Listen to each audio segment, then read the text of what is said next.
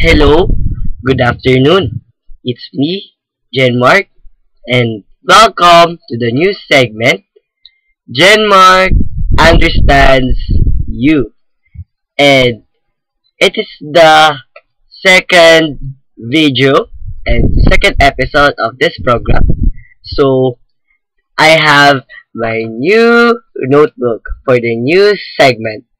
And for the problem notebook, here's the second person that told us and to take us to solve our problems and to solve these problems.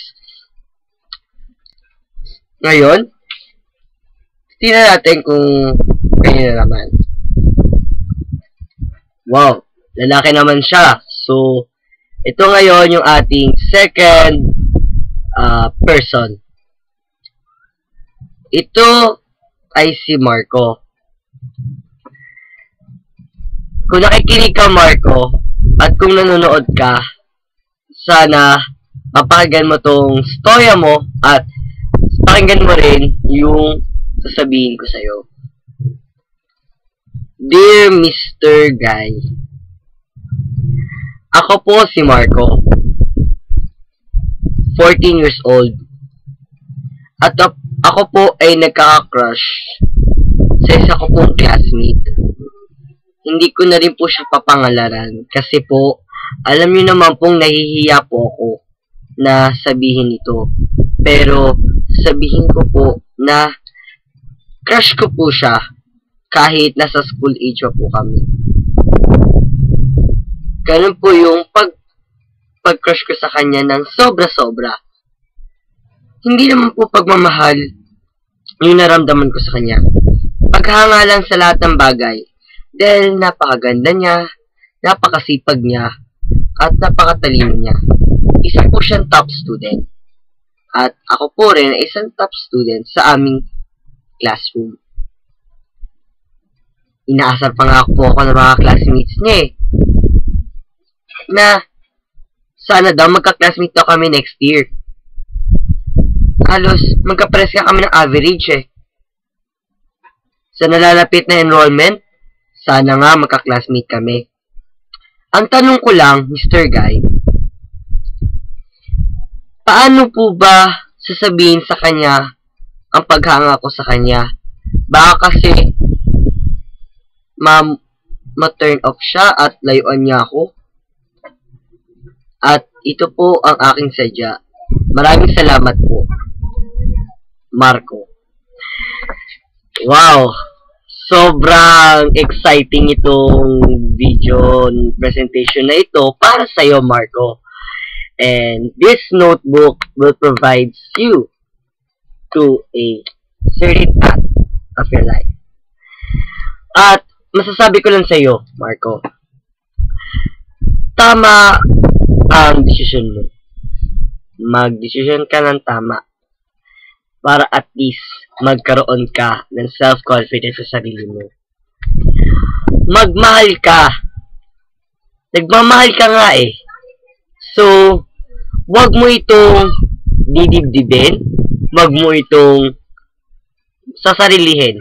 Kasi, alam mo mangyari sa'yo? Tatanda ka na walang inspirasyon. Okay lang, magka-inspirasyon ka.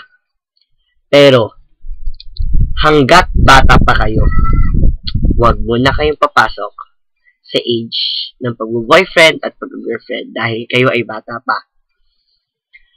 I'm meaning to say, it's okay na magkaroon kayo ng boyfriend-girlfriend.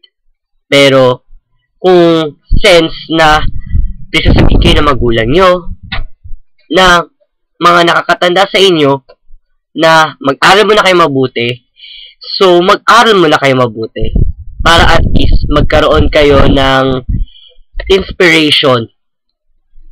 Hindi lang inspiration, kundi ng pagmamahal sa iba. Siyempre, isipin mo muna sarili mo bago ang ibang tao. Pero kung since talagang may nararamdaman ka sa ibang tao, move on and go on. Move on, let's say, gumawa ka ng hakbang para sa'yo.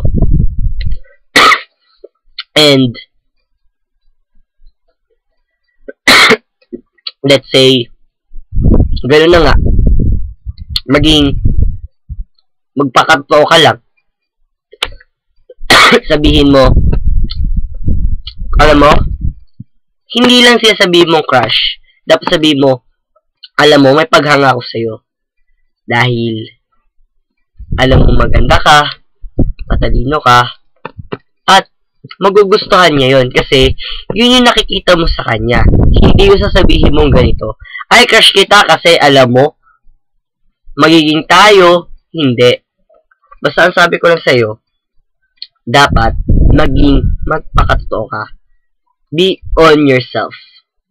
Kung magmamahal ka, kailangan magtotoo ka.